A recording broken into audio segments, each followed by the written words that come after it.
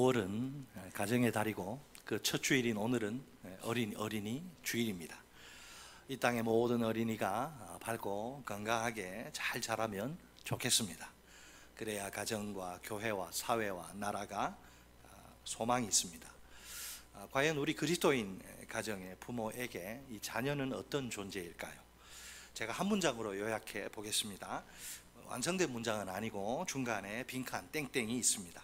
그 빈칸을 적당한 말로 채우셔서 완성해 보세요. 부모에게 자녀는 땡땡과 땡땡이다. 자, 땡땡 속에 어떤 말을 넣으면 좋을까요? 이 문제를 맞히시면 대단한 지혜의 능력자라고 제가 인정하겠습니다. 많은 대답이 가능하겠죠.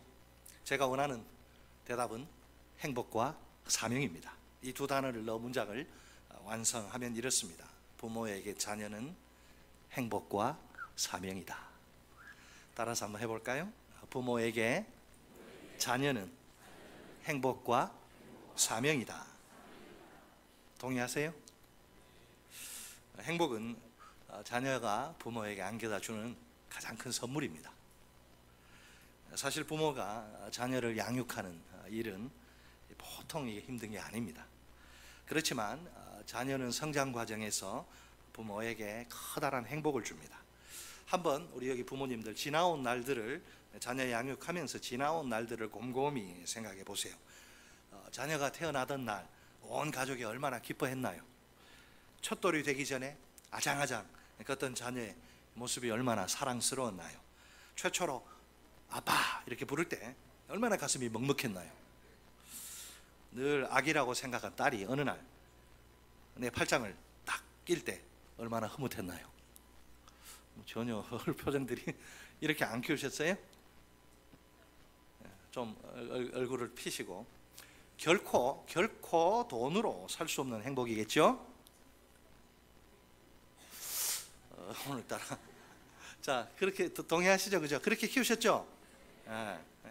오죽하면 눈에 넣어도 안 아프다 이런 말을 할까요? 얼마나 이쁜지 몰라요 우리 자녀들이. 자, 다른 한편으로 자녀는 하나님이 부모에게 맡기신 사명입니다.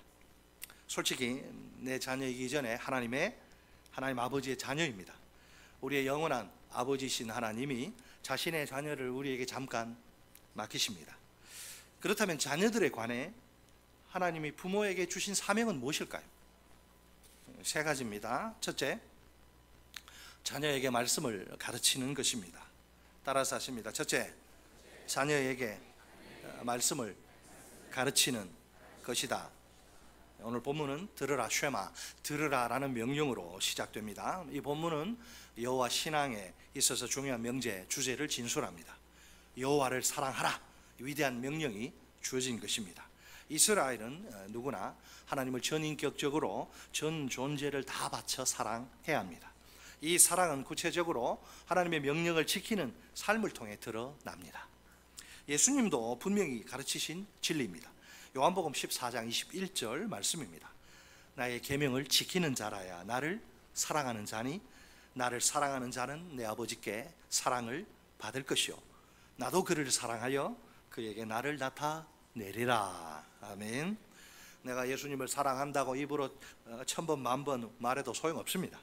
그 사랑이 진실한 것이냐 아니면 거짓부렁이냐, 이것은 하나님의 계명에 대해 내가 어떤 태도를 취하느냐, 이걸 보면 금방 알 수 있습니다. 내가 예수님을 사랑한다면 반드시 뭘 해야 돼요? 하나님의 계명을 지켜야 합니다. 아무리 하나님의 계명을 지키고 싶어도 그것이 무엇인지 모른다면 어떨까요? 지킬 수 없겠지요. 그러니 하나님의 계명을 잘 알고 있어야 합니다. 이스라엘은 하나님의 명령을 마음속 깊이 간직해야 합니다. 무엇을 어떻게 해야 할까요?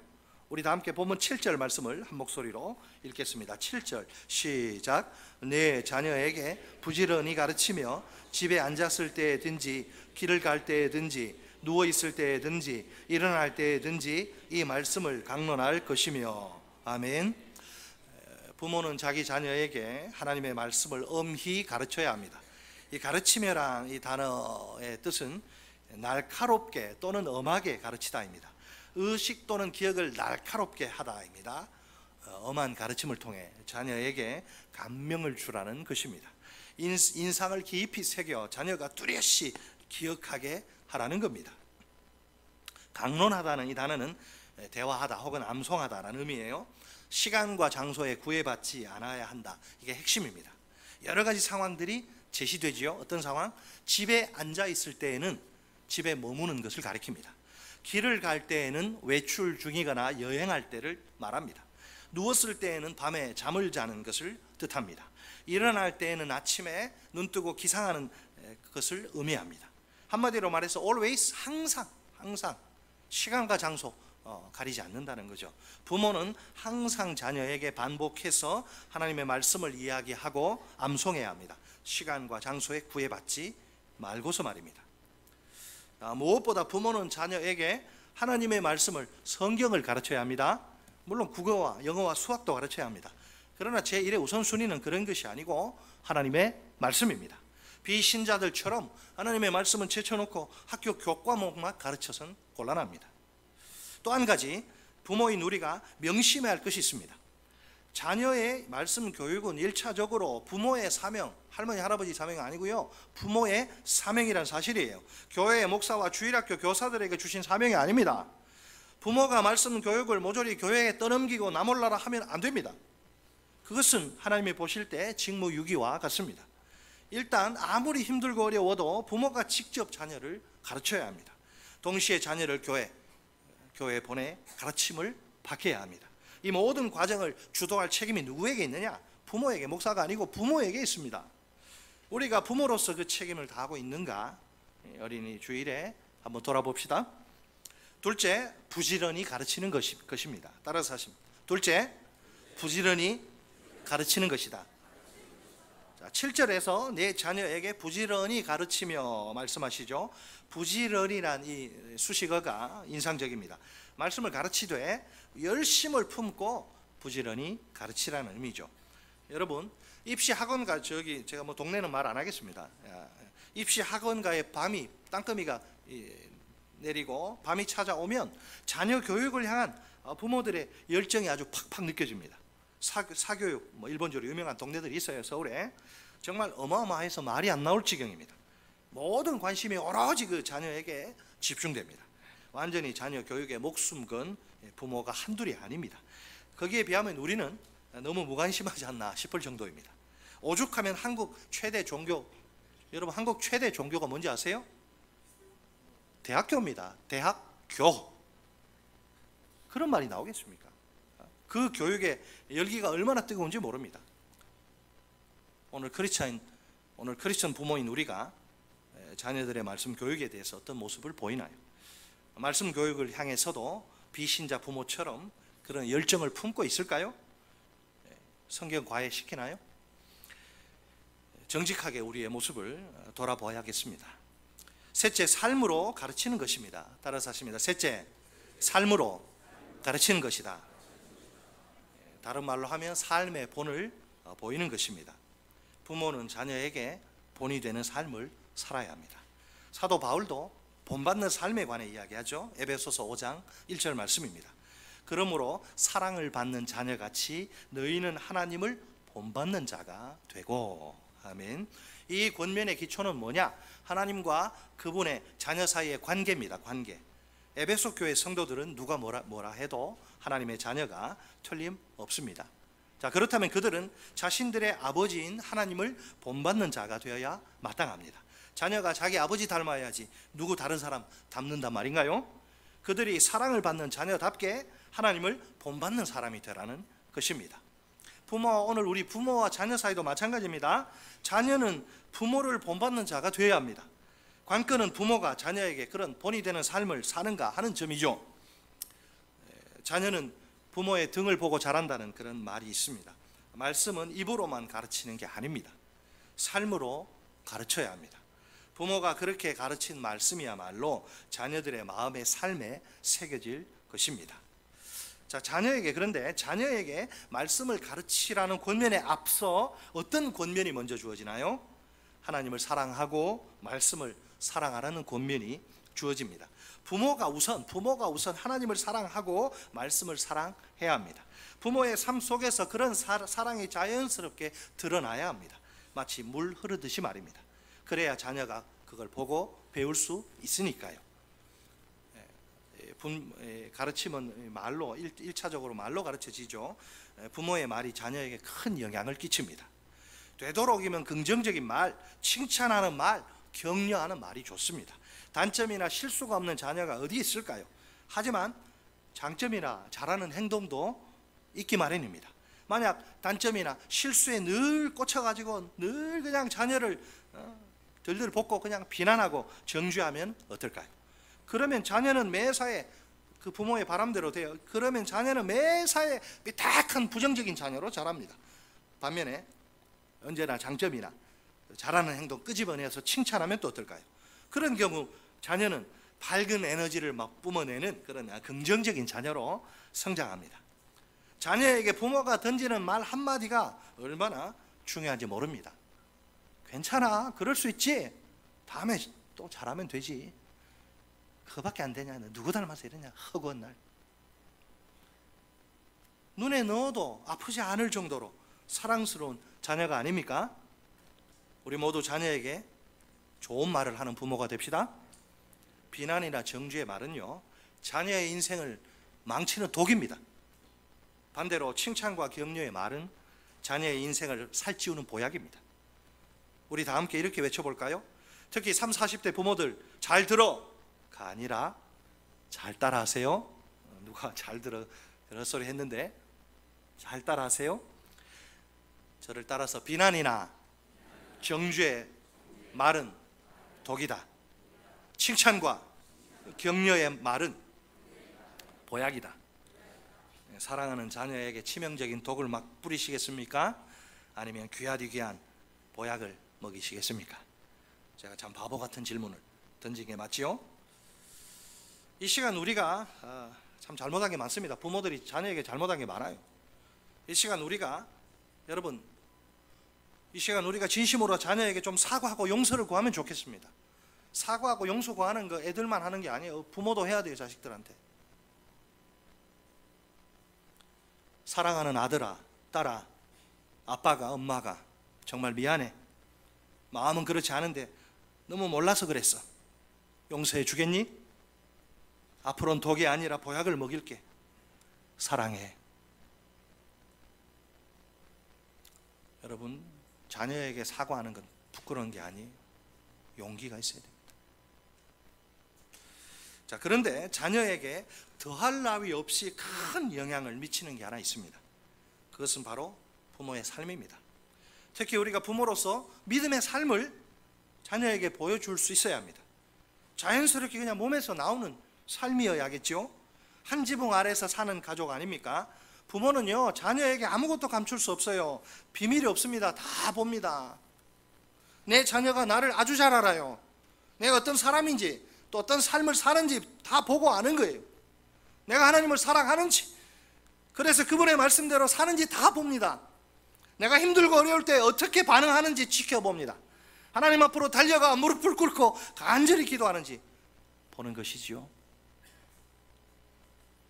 우리 아빠는 목사라고 하는데 새벽기도 안 하네? 다 봅니다. 자, 어떤 부모가 자녀에게 성경 말씀을 이제 가르치기는 합니다. 항상 기뻐하라, 쉬지 말고 기도하라, 범사에 감사하라. 애들이 다 외울 정도로 늘 강조합니다. 그러나 정작 부모인 자기는 조금만 힘들면 얼굴색이 확 어두워집니다. 제대로 기도하는 모습은 도통 보이질 않습니다. 원망과 불평이 용수철처럼 막 튀어오릅니다. 이렇게 말의 가르침과 삶의 가르침이 다르면 어떻게 될까요? 애들이 혼란스러워요. 어떤 게 진짜 모습인지 역효과가 나기 십상입니다. 자녀가 뭘 보고 배울 수 있을까요? 부모가 아무리 좋은 말을 해도 다 가식이라고, 위선이라고 생각하지 않을까요? 그렇다고 말로 가르치지 말자는 이야기는 아닙니다. 말로도 가르치지만 주의 말씀을 삶으로 내가 살아내므로 자녀에게 가르쳐야 합니다. 우스갯소리가 있잖아요. 주일학교에서 선생님이, 야, 너희 자식아, 너 왜 이렇게 기도 안 하니? 애들끼리 돌았으면 지는 기도 안 하면서 우리 보고 기도하라. 그런 거예요. 자, 왜 이렇게 그러면 부모가 자녀에게 하나님의 말씀을 가르쳐야 할까요? 그 말씀을 지키도록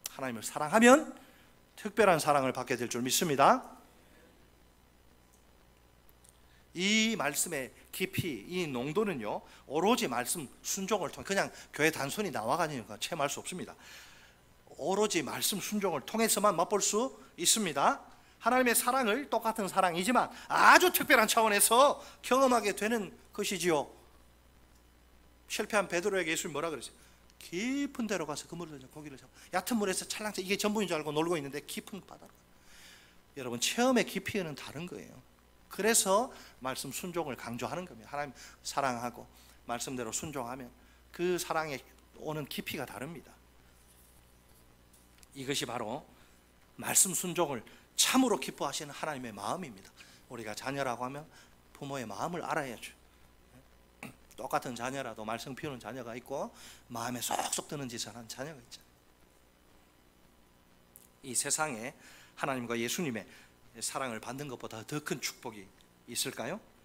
하나님이 누구신데요? 온 우주 최고의 절대 주권자, 왕 중의 왕, 주인이 아니십니까? 하나님보다 높은 분이 없어요. 최고의 절대 권력자입니다. 예수님은 또 누구십니까? 길이요 진리요 생명이시며 구원의 유일한 중보자, 예수 외에는 구원받을 길이 없어요. 지옥을 피할 길이 없어요. 그 천국 가는 영생으로 가는 달이란 말이죠. 이 하나님으로부터, 이 예수님으로부터 깊고도 풍성한 차원의 사랑을 받다니요, 얼마나 행복한 사람이란 말입니까? 여러분, 이 행복을 아십니까? 말씀대로 순종할 때 주님이 내게 부어주시는 그 사랑의 깊이와 넓이와 높이와 진하기, 그 사랑에 취해서 주님 한 분만으로 나는 만족해, 나의 모든 것 되신 주님 찬양해, 이런 찬양을 부르게 되시기를 주의 이름으로 축원합니다. 우리 주님의 사랑의 바다가 얼마나 깊고, 거기 얕은 데서 놀지 말고 순종을 통해서 가보세요. 그래서 내 상황이나 환경 조건과 상관없는 행복, 하늘의 행복이 쏟아질 것입니다. 사랑하는 성도 여러분, 부모에게 자녀는 뭐라고요? 행복과 사명입니다. 행복은 자녀가 부모에게 선사하는 가장 큰 선물입니다. 자녀에 관해 하나님이 부모에게 주신 사명을, 세 가지 사명을 꼭 기억합시다. 첫째, 자녀에게 말씀을 가르칩시다. 둘째, 부지런히 가르칩시다. 셋째, 삶으로 가르칩시다. 과연 자녀를 향한 부모의 가장 큰 기대와 소망은 무엇이 되어야 할까요? 자녀가 하나님을 제일 사랑하는 성도로 세워지는 것입니다. 말씀 순종을 통해 하나님께 대한 사랑을 표현하는 자녀가 되기 바랍니다. 그럴 때 자녀가 하나님의 사랑을 더욱 깊고도 풍성하게 체험하게 될 줄 믿습니다. 결국 하나님을 사랑하는 자녀야말로 이 세상에서 제일 행복한 하나님의 사람입니다.